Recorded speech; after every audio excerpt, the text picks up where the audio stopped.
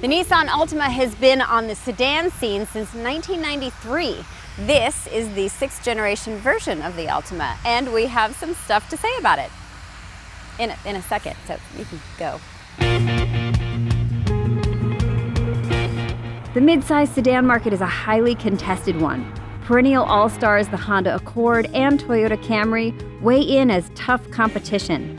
But there's also the Subaru Legacy, the Hyundai Sonata and Kia Optima, both of which have really stepped up their game as of late, as well as the excellent Mazda 6. Yikes! That's a class I would not want to compete in.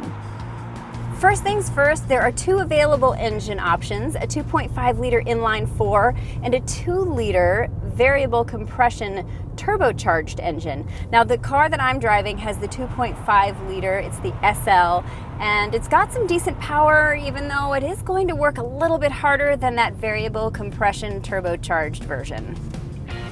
That new VCT 4-cylinder offers up V6-like power while improving fuel economy. The compression ratio changes as needed, prioritizing power when you want it and fuel efficiency while you're cruising. However, the continuously variable transmission that both of those engine options are mated to, yes, it is the only one available, hampers driving performance quite a bit. It's loud, it's sluggish, and what it gains in fuel efficiency, you sort of lose in the happy, fun performance driving department. Moving on.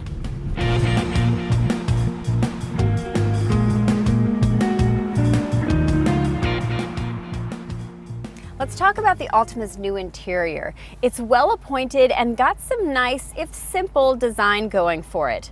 There is an excellent button to touchscreen ratio. Thank you, Nissan.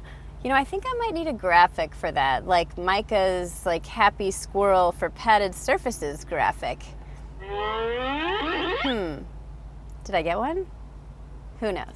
Anyway, legroom, headroom is really nice up front, and in the rear, legroom is good.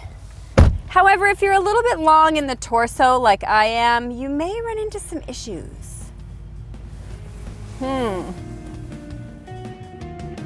But my nitpick about the interior is the visibility out of the back. Because of the sloping roofline, the high rear end, and that middle brake light, I'm having a really tough time seeing who's behind me. Perhaps I'm feeling it more acutely as everyone in LA loves to tailgate, but in my comfortable seating position, I have to struggle to see. One of the ways that Nissan has combated any potential visibility issues is with one of their safety features called ProPilot Assist. Now, it centers the car in the middle of the lane and keeps it a safe distance from the car in front of it. As far as lane keeping goes, I feel as though it pulls a little close to the left side of the lane. It's also recognized seams in the concrete as lanes, so it's not a perfect system. But for the most part, the braking is smooth, even at speed, and I feel pretty confident using it as a driver-assisting backup.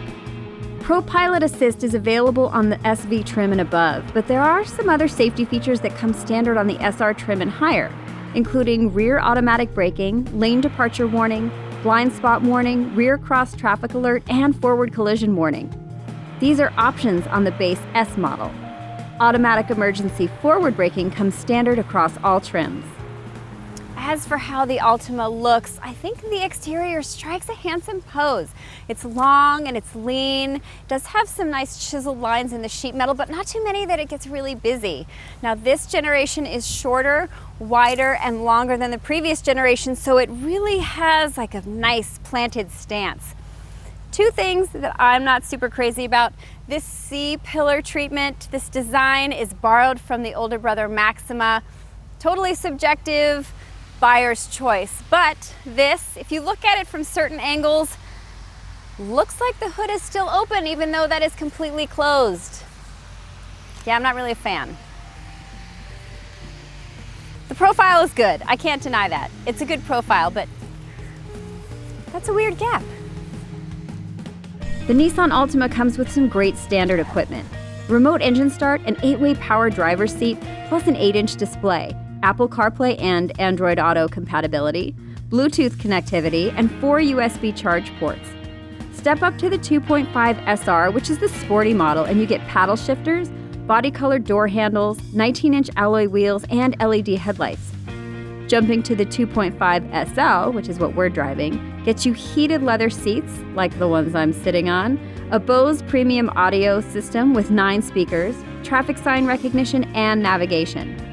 Both the 2.5 and VC Turbo Premium get you all that plus 19-inch wheels, a power-adjusted passenger seat, the intelligent around view monitor, and interior accent lighting. I want to give a shout out to the Altima's seats. These have more bolstering than before. They're comfortable, they're supportive. I have literally sat in this car for hours over the last couple of days and have suffered from no posterior fatigue. Yes, that is a thing. As for the rest of the driving experience, it's not an unpleasant one. The ride quality feels solid, comfortable, not too floaty or soft. The SR trim does have a sportier suspension that's a bit stiffer, though I haven't tested it for this video. The steering has that classic electrically assisted feel to it, so basically there's no feel to it at all. But someone looking for a comfortable commuting car where things are effortless, this is as good as any of them out there, except maybe the Mazda 6, which is getting to the point where it might be in another class. For $1,350, the Altima now comes with optional all-wheel drive, but that is only on the 2.5-liter version. It does not come available on the variable compression version. Now, if you live in inclement weather, great, that extra traction is amazing. We don't here in sunny Southern California, but I will say that extra grip is really nice, especially when you're going around corners like this one. Groovy. Gas numbers are comparable with the other fighters in this segment. I can say the same for pricing too.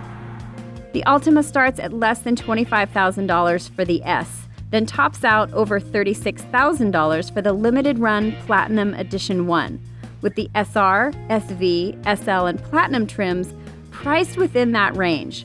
All of those prices include an $895 destination charge.